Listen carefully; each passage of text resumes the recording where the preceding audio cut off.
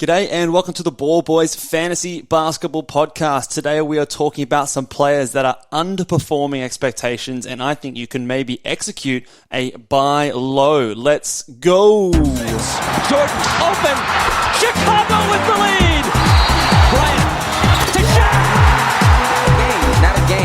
Not a game. We talking about practice. LeBron James with no regard for human life. Anything's possible! Back out to Allen. His three-pointer. Bang! Curry for three. Wow! Unbelievable! Making it rain in New York. We the North are now we the champions. Not the destination, it's the journey. Mamba out. G'day and welcome again to the Ball Boys Fantasy Basketball Podcast. I'm your host, Mitch Casey, and you can find me on Twitter at BallBoysNBA and on Instagram at BallBoysFantasyBasketball. Like we said in the intro here, guys, we're talking about buy low players today, players that you can get some good value on if you make a trade for them now. They've been underperforming with a particular focus in the last 1 to 2 weeks.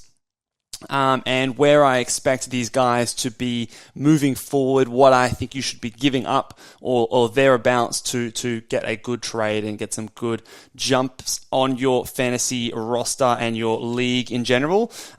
Quick disclaimer again on these buy low podcasts. Obviously, you're not always going to be able to do these, especially if you're in a competitive league. Other league mates are watching these videos and other analyst videos and podcasts out there. People are going to be switched on. However, it is just to sort of give you an idea of where I sort of see players that you might currently be frustrated with if they're on your team or if you're trying to execute a buy low, the kind of value range in which I expect them to be moving forward. I'm not always right on all of these things. I like to think that, especially if you watch the last podcast, I think a lot of them have bounced back. But we always do need to keep in mind that we sometimes get things wrong. So try and go a little bit below what you expect them to be going. Don't offer around the value that you expect them to be at. Offer them a value well below that so you can get a little bit of buffer room there. And again, a lot of these things will be team dependent. A lot of these guys that you're trading for, if they suit your build, there's going to be better players out there for you. If they don't suit your build, then you're not going to really bother. So make sure if you're looking for a certain particular stat, if you're looking for something that you need for your team category-wise, if one of these players suits what you're looking for, then you might be able to get them for a discounted price. So always keep in mind that rankings and where people place in terms of what they're doing on those 9 category rankings lists aren't always reflective of exactly what they're doing for your team and your punt strategies, your head-to-head build, or whatever the case may be. So always do keep that in mind. Let's get stuck into it. We've got 8 players that we're going to go through today on the buy low category here today. So first up off the board, we've got a couple of Minnesota Timberwolves players. The first player that we're going to talk about is Anthony Edwards, who is still struggling compared to where he was drafted early in the preseason, often going in the second rounds. He is currently the 117th ranked player in 9 category settings. The last 2 weeks, he's moved up to 58th, but the last week in 4 games, he was the 108th ranked player. He's still putting up good counting stats on the year: 22 points, 2.7 threes, 5.7 rebounds, 3.5 assists, 1.2 steals. It really is just the free throw percentage and high turnovers. He's improved pretty much across the board outside of the pretty much staying where we expected him to be with a bit of an increase in scoring. I think that there's a lot of growing pains over in Minnesota at the moment. You've seen some very up and down performances from all of their players, all of their main 4 guys, and also Jaden McDaniels, their 5th guy there.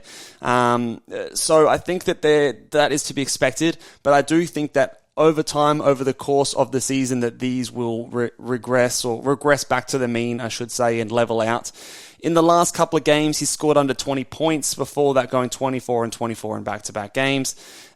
He still has that star potential and that star upside. I was always a bit skeptical about him being a top 20 player. I think I had him in the mid-20s. And I think especially if you are punting either the free throw or the field goal percentage or or both, or field goal percentage and turnovers or whatever have you, you can still get yourself a top 30, top 25 guy who's going to give you lots of points, threes, decent steals and assists as well. So I'm not too worried about his overall production. The free throw percentage is a little bit concerning, but I do think that he's a good enough shooter and he's a good enough talent that should correct.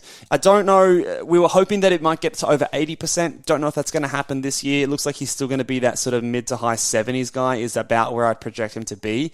But I do still think that the scoring should take another step forward. He's at 22 points per game so far. Last 2 weeks, 23. I think on the season that can rise to 25 a night. I still do think that he's going to be the leading scorer on this Timberwolves team.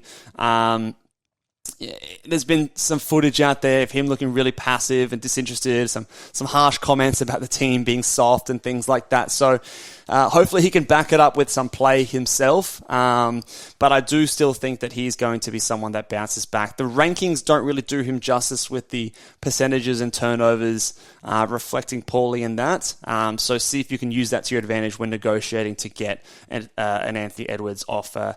A team that probably selected him in their second round, you might be able to get him for someone who's, a top 50, top 60 guy if you do need that boost in scoring threes, assists, and steals. So Anthony Edwards is the first buy low candidate here. The next one is his teammate D'Angelo Russell. I think is probably a more achievable buy low player here. He is someone that started the year pretty well. In his first 4 games, had 3 games scoring 20 plus points, but hasn't hit that spot since then. On the season, he is the 144th ranked player. In the last week, the 269th ranked player, playing just 27, or just a tick below 27 minutes per night. In the last 2 weeks, he's averaging 10.6 points, 1.6 threes, 3.7 rebounds, 5.7 assists, 1.3 steals, and then the big killers, 32.6% from the field, 46.7% from the free throw line on 2.1 attempts. Really, really weird stuff going on the free throws over in Minnesota. No one can hit their free throws, apparently. That's really, really strange. And then 3 turnovers as well. So, obvious candidate for positive regression or regression back to the mean with D'Angelo Russell. He can jump another 10% in his field goal percentage. He can maybe not double, but add an extra 40% to his free throws, 35% to his free throws, and see that tick up. The points should get up closer to 15 per night, I would say. He was someone that, maybe he takes a step back with Rudy Gobert coming in, with Anthony Edwards taking another step forward. I think that he is going to be maybe one of the ones that loses out a little bit. We worried that maybe it was Karl Anthony Towns, but I think it does make a bit more sense that the usage falls away from Russell instead of Towns, and they feed it through Towns and Edwards for the most part. He averaged 7.1 assists last season. Maybe you could see that tick down. I think I did project that in my preseason rankings, but should still be, he's averaging 5.6 on the season. I could see that maybe getting up to 6 per game, so that's not really the worry. It really is just those percentages. Those percentages are absolutely god-awful right now, and it is obviously trending the wrong way, but I think that he is someone you can definitely get a buy low from. The change in the team's roster could be something that you can use to your trade discussion talks and say, hey, look, it's not working in Minnesota. He's struggling. They might move him to the bench. Anthony Edwards is taking a lot of his assists and points. It's the trade has negatively affected him, and see if you can get him from that kind of a point of view. But I think that, again, with the Minnesota team, there's a lot of growing pains at the moment, but I still think that he will figure it out. I don't necessarily think that there's anyone really to challenge his minutes there, so he should be getting those minutes back up. At the moment, on the season, he's averaging under 30, last 2 weeks, under 28 minutes per night, so I think that can come up another 4 or 5 minutes per game, and then paired that with the improvement in percentages in field goal and free throws, I think that you're going to see a big bounce back for D'Angelo Russell. But maybe he's someone that we don't see as a top sort of, a top 70, 75 guy. He's obviously much better in a punt field goal percentage build, so keep that in mind. He's not going to be someone that comes out and averages 50% from the field. He is going to hurt you from there, so always keep that in mind. If you're punting field goal percentage, I'd be much more inclined to go and get him from that team. And then you don't have to worry about that negative category. You still get the use of his assists, his threes, his points. The steals are somewhat decent as well. So I think that's the best case scenario for D'Angelo Russell. There is a chance that he does fall off a fair bit this season. That is a risk. So don't give up anything, of a really high value for your team. But I think that he is someone that he'll be better than this. I can rest assured and guarantee you that. So in fact, let's give him one of these. Guarantee. All right, the next guy here is another big name. LeBron James, I think, is a buy low. He's struggled recently, hasn't looked himself, missed the last game. I think he's been sick. He's had a few things going on with his foot. I think it was that he was out for the last game. Looked really sluggish. Lots of struggles going on in the Lakers, so he's hitting the spotlight. He's currently the 70th ranked player per game in fantasy basketball 9 category rankings. That's based off 24 points, 1.4 threes, 8.8 rebounds, 7.1 assists, a steal, 0.8 blocks, and field goal percentage well down at 44.9%, 68.2% from the free throw line, and 3.4 turnovers. So straight away you can sort of see field goal percentage is one of the big ones here. He's traditionally a north of 50% from the field sort of a guy. I was a little worried about LeBron James taking a step back this season, but obviously this is way too far. The threes are well down as well at 1.4 per game. He was nearly hitting 3 per game last season. Again, something I thought that would regress, but I didn't think that it would halve, which is exactly what it's done in this so far in the 9 games he's played. So I think that's going to come up. And then the rebounds, assists, the steals are basically where you would expect them to be. The free throw percentage has come back to about where he was the 2 years prior to last season. So maybe that is just what he is, and last year was a bit of an outlier. I always did kind of view him as a punt free throw guy. Maybe you could salvage it, but it's better he's in those kind of a punt free throw builds. But I think as the field goal percentage comes up, the points will come up and the threes will come up, and I think that will correct his value. Maybe he's closer to a top 20 guy rather than a top 10 guy. And I think I had him in the sort of mid-teens sort of area. So I wouldn't be giving up a top 25 player. See if you can get someone in that 25 to 40 range for LeBron James. Throw out the age, throw out the narrative of Lakers sucking and him getting shut down and all this sort of stuff. He's old, he's going to get injured, and you might be able to get yourself a buy low for LeBron James. It's tough when he's LeBron, and obviously a lot of people do really like him, but you can use these rankings, use his age and the injuries and the Lakers sucking to your advantage. And I think that there might be an ability, especially if you're a punt free throw percentage build, to maybe get yourself a bargain for LeBron James. But I think that those things will correct itself.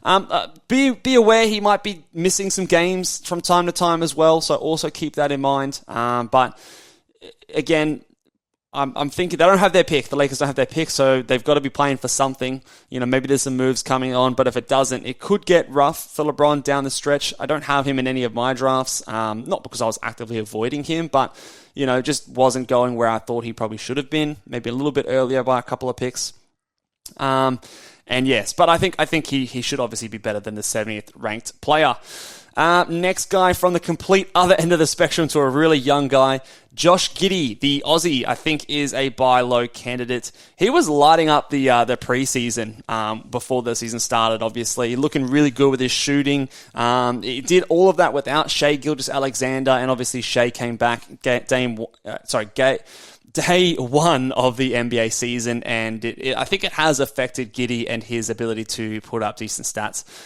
Currently on this season per game, he's the 195th ranked player, averaging 12.9 points, 1.1 threes, 5.6 rebounds, 4.9 assists, 0.4 steals, 0.7 blocks, 41% from the field, 66.7% from the free throw line with 3 turnovers. So, fairly similar stats, really, to what he put up last season, which did make him the 166th ranked player. So on a 9-category setting, there is a legitimate argument to say that Josh Giddey might be someone who's not a top 150 player this season because of his deficiencies in a lot of those areas, such as the field goal, free throws, turnovers. He doesn't get a high volume in threes, steals, and blocks. So there are legitimate holes to his game.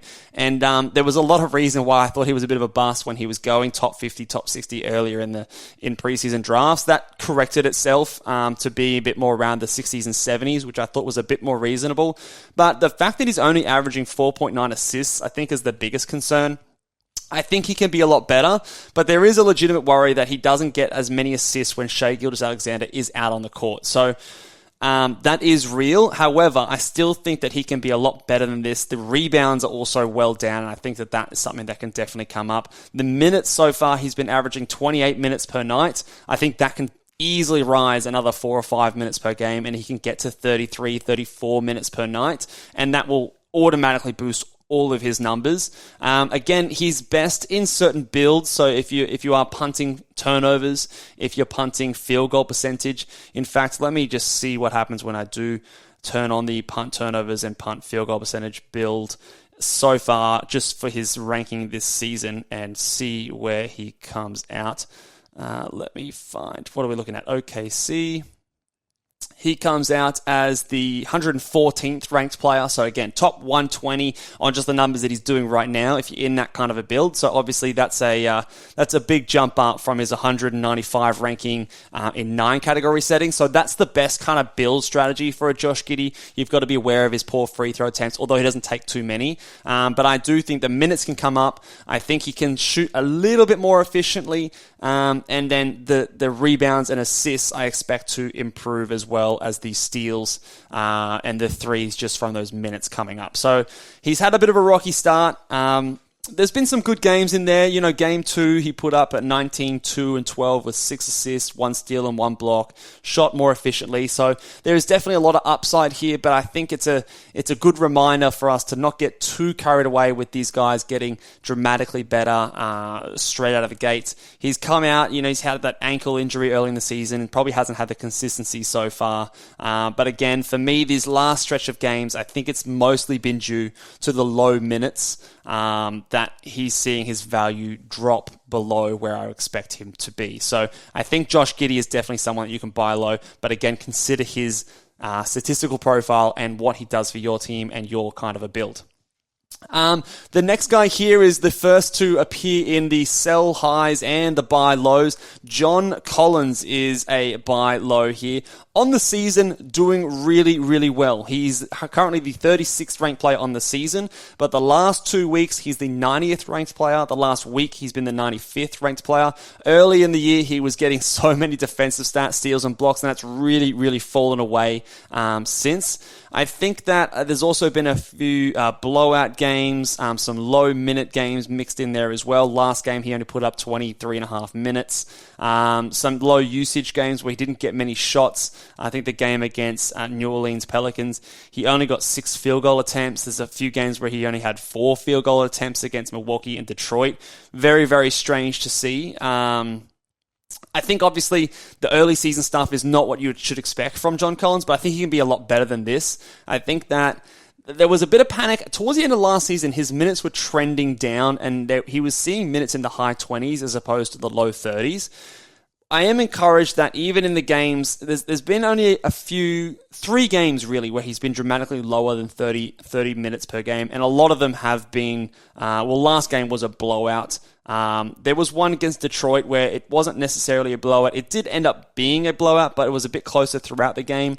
That he had 25 minutes, but all the other games really, they've been in the low to mid 30s. So I think that that's really positive for him. I think he can be a top 60 guy, top 50 guy. So if you can get him for someone just outside of that range, then I think I would easily pull the trigger. If someone was, didn't believe the early season stats, listened to a lot of podcasts, saw him as a sell high. They weren't maybe able to manage to sell him high. Now he's gone the complete other direction, and he's been really bad these last couple of weeks. And maybe they're thinking, oh shit, I've missed my opportunity. He's actually not that good. Now you can come in and maybe get him for somewhere. And I think he's going to be, again, somewhere in the middle between those two extremes. And to me, that's about a top 60, top 50 kind of a player. And again, he's better in a punt threes build. He's better in a punt assists build. So those kind of builds are going to be where he shines the most. But he is pretty good all around. Won't really hurt you anywhere in particular. Good percentages, low turnovers.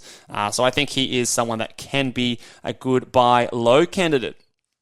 We've got 3 more to get through here, guys, and yes, there is going to be that guy coming later who you are all panicking about, but we're going to touch on him at the end of the video today, guys. Make sure if you are listening over on YouTube, watching on YouTube, hit the subscribe button and make sure you give the video a big old thumbs up for the older YouTube algorithm. But let's keep going. PJ Washington is the next guy. I got him in a lot of leagues. He's been very up and down so far this season. On the year, he's the 90th ranked player, which is actually not too bad compared to where he was drafted. In the last week, however, he's the 125th ranked player. He did have a very good last game and actually a decent game before that, but there's been a few really bad games sprinkled in there, so I'm wondering, and I also have seen a lot on Twitter, a lot out there on the comments, that people really panic about PJ Washington. I've had several times throughout different portions of the season whether PJ Washington is a drop candidate. Absolutely no. No, he's not a drop candidate. He's going to be a top 100 fairly easily, in my opinion. In fact, I think he could be easily a top 80 guy. People might be worrying about players like Terry Rozier, LaMelo Ball coming back into the mix, so people might actually view PJ Washington as almost a sell high in certain situations, when I actually think he's a buy low, because when those guys come back in, he's going to settle into more of what his usual role is, which is good defense, facilitating. I still think his scoring is going to be much improved from last season, and I think that especially in a punt field goal percentage or a punt rebound kind of small ball build, he can be an excellent use for your center position in that type of a team, and that's why I've got him in a lot of leagues at the moment. But yeah, currently putting up 16.5 points, 2 threes, 4.5 rebounds for your center. That's where people start to really not like PJ Washington. He's not a great rebounder for a player who is eligible as a center on fantasy sites. But to me, who cares? If you're going to give me great other stats, then I think he's still really good to have. 1.5 assists, that can go up. 0.5 steals, that can definitely go up. 1.4 blocks, 44.2% from the field. That's about where I expect him to be. That's fine. In a lot of instances, he's better as a punt field goal percentage, guys. 82.1% from the free throw line is positive. He is someone that typically shoots worse than that, but it wouldn't shock me if it improves. It's on low attempts, so not a huge positive anyway. 1.7 turnovers as well. So I think for me, the minutes are not going to go anywhere, and the threes, the assists, and the steals can all increase, and I think that people might be viewing him as almost a sell high because a lot of those guys, Rozier, LaMelo Ball, are coming back into the lineup, and people might be fearing him dropping off. And again, a lot of weird games, a lot of poor games in there, a lot of them affected by blowouts because this Hornets team is really bad, guys. So hopefully there'll be fewer of those with LaMelo Ball back into the lineup. I think LaMelo Ball makes him better as well, draws attention away from him, and I think that he can be someone, especially in those punt field goal, small ball builds, he can really shine. So I view him as a top 80 guy, and would be happy to give someone up who's around that 100 mark to get him on my team. 2 more here, guys. The next one we're talking about, another big man. Christian Wood is someone I think can be a bit of a buy low candidate. On the season, he's the 163rd ranked player. In the last 2 weeks, he's the 188th ranked player. So again, another person, we had him as a sell high earlier in the season. He is now a buy low candidate. The minutes are down. They're not looking like they're coming up really. 24.7 minutes per night. I don't know if they're going to get lower than this because there's just simply there's simply not enough other competition. Like, you're not going to give JaVale McGee the minutes. You're probably not going to give the minutes to a Dwight Powell in any great lengths or anything like that. Maybe you go a bit smaller and you put out some more shooters and spacing around Luka. But again, Christian Wood can do that kind of a thing for you. So I think whilst he's not going to be getting 30 minutes per night, I think that this is almost like his floor in terms of minutes per game. There's just no one else, unless they make a trade, to really threaten that, in my opinion. And also, this ranking, it's bad, but it's also, I think, exaggerated by the fact that he's shooting really poor free throw percentage. So if I go in again and I punt the free throw percentage on basketballmonster.com and I go over to Dallas and see where he ranks in that one there, in a punt free throw percentage build, he is the 118th ranked player, so still not great, but it is definitely 50. It's basically 50 spots higher than what he's doing on a 9 category setting. He's putting up 15 points, which is still fine. 1.3 threes is okay. 7.8 rebounds is all right. It really is the lack of assists, the lack of steals. There's pretty much zero in both of those categories. The 0.6 blocks is probably the biggest concerning thing for him. I think that can come up closer to 1 per game, but I don't know if we're going to see it going over to 1.2, 1.3, 1.4 per game, which maybe you were hoping to do. Maybe it's more like 0.8, 0.9, 1 per game, which I think, whilst it doesn't sound like a whole lot, can definitely elevate his value in terms of a ranking settings. But again, people, when you're not considering build, when you're not considering what he does for your team, and you're looking at those rankings, he is definitely someone, and you see him putting up low minutes, and it's frustrating when he's not out there for as much as you want to do. I think he is someone that you can go and get pretty cheap. His last game, 6 points, 6 rebounds, a steal, and an assist. Really poor from both percentages. People will be getting very frustrated with him. He's had some real duds in there. So I think you can go and get him for pretty cheap. I wouldn't be giving up too much for him. I don't know if he's going to be reaching his ADP. He is someone that maybe was being overdrafted in some situations, especially if you weren't considering the punt free throw percentage factor. So for those punt free throw guys, I still think you can get him for a decent amount of value, but don't give up too much for Christian Wood, and consider the fact that he's not going to offer you much in assists and steals, and the blocks are probably not going to come up to over 1 per game. They're going to be topping out at 1, I think, at best case scenario. But I think all in all, Christian Wood is a buy low candidate. And the last guy here, if you've been waiting to drop angry comments down in the YouTube comments below, do so now if you're sick of me talking about Jabari Smith. But Jabari Smith, to me, is still a buy low candidate. Now, I will admit, I'm a little worried about him. Well, I'm more worried because I was so gung-ho on him and keen on him in the preseason, and I'll aware that he's been worse than I considered. He's been worse than what I thought. What I do want to share with you guys, though, and I did share this on the most recent exclusive Q&A podcast, is what I wrote about him on the Ball Boys Fantasy Basketball season guide over at ballboysnba.com. Now, what I wrote about him, and again, I will reveal that I had him ranked in that preseason guide at 61. Now, the reason I had him ranked at 61 is because he fit certain builds extremely well. It was a part of the draft where there was a lot of different guys that can go different ways.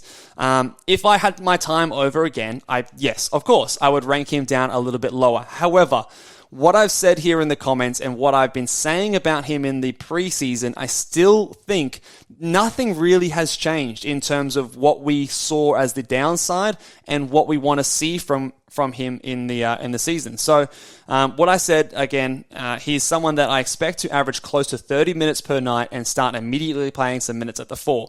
He's also going to play some small ball center due to the lack of depth behind Şengün. For this reason, I wouldn't be surprised if we see Jabari put up fairly similar stats to what he displayed in college. Now, I'll read you out his college stats. In college, he put up 17 a night, 2.3 threes, 7.4 rebounds, 2 assists, a steal, a block, 43% from the field, and 80% from the line with less than 2 turnovers a game.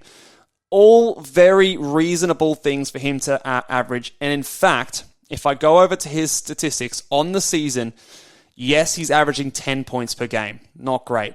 1.8 threes, not too far away from his 2.3. 5.6 rebounds is a little bit down, but he was doing better than that before. dropping his minutes recently. 0.8 assists is below what we thought. 0.2 steals is the big one that I'm worried a little bit about with him. And 1.2 blocks. Excellent. Free throw percentage, better than I thought. Turnovers, low. 30% from the field, guys. 30%. It's horrible. I'm not going to sit here and deny that it's awful. I nearly swore there. But it is really, really bad. And if you are not punting field goal percentage, it really hurts you right now. It does. And I get that. I would be benching him in that situation and holding him for a little bit longer. If you're punting field goal percentage, he is actually, if I go into it, considering everything that we just said there, if you punt the field goal percentage, he is actually still, if I just look at Houston's roster, he is still the 111th ranked player. Despite the fact that he's putting up only 10 points, he's putting up 0.8 assists and 0.2 steals. He is still a top 120 player, and he is still someone in a standard 12-team league, if you're in that punt field goal percentage build, that you would be putting out as your starting player. You know, you've got 10 roster spots. That's in 12-team leagues. That's 120 players. 111th, that means he's the back end of that kind of a range. Now, he has so much scope to get better than that. He improves from 30% field goal percentage to 40% field goal percentage, which is still not good. It's still not good, but it is so much better than what he's been doing. If he does that, he goes from averaging 10 points to averaging 14 to 15 points per game. He goes from shooting 1.8 threes to 2.2, 2.3, exactly what I projected him to do in the preseason. And I think that those minutes can also come back up. These last couple of games, he played 22 minutes in the most recent game. It was really bad, losing confidence. He's coming off illness as well. Most recent game before that, again, before he went out 27 minutes per night. But before that, there's some great games in here, guys. Like just, a few games ago, he had a 21 3 threes, 9 rebounds, 2 assists, and 3 block game. He's had games where he's put up 17, 3, and 7. 13, 3, and 11 with 2 blocks. 12 points, 2 threes, a steal, and a block with 100% free throws. There's good fantasy value in here somewhere. He's on a low of all lows. He's the biggest buy low maybe in the history of buy lows, in my opinion. People are sending me messages every day saying, can I drop Jabari Smith? Can I drop Jabari Smith? So that tells me you can send your worst player, your second worst player out to the team that has him. If you're in a punt field goal percentage build, you have absolutely no excuse to go and at least try it. If he is this bad for the next 3 or 4 weeks, then you drop him and you move on. But absolutely, there is so much upside that if I'm right here and he goes from 30% field goal percentage and he goes up to 40%, he stays out there playing 30 minutes a night, which, he was the number 3 pick in the draft. And I think that he, the reason he was the number 3 pick is because he's an excellent shooter. Look up his college stats. He was a really, really good shooter. And I think that whilst the confidence is really down right now, he will eventually turn it around.